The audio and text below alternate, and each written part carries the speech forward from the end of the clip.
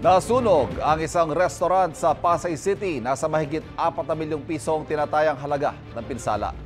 May unang balita si Bam Alegre. Ganito kalakas ang apoy na sumiklab sa isang gusali sa Macapagal Boulevard sa Pasay City pasado alas 8 kagabi. Itinaas kaagad ang unang alarma, hudyat para rumisponde ang di bababa sa 4 na fire truck. Agad naman nakontrol ang sunog at tuluyan na apula matapos ang halos kalahating oras. Wala naman nasaktan o nasawi. Medyo nahirapan lang daw ang mga bumbero dahil sa traffic.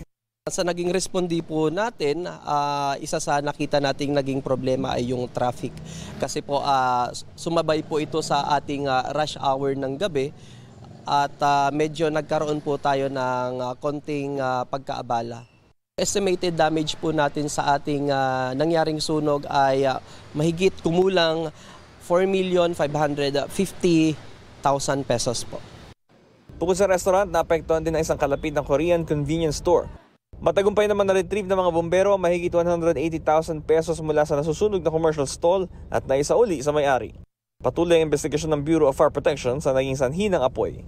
Para masigurado po ang kaligtasan laban sa sunog ng ating mga business establishment, tayo po ay mag-comply sa ating itinakdang mga minimum standard or compliance ng ating batas na RA 9514 or the Fire Code of the Philippines upang masiguro ang kaligtasan ng ating establishment, hindi lang ang mga establishment, kasama na rin po yung kaligtasan ng mga tenant or occupants.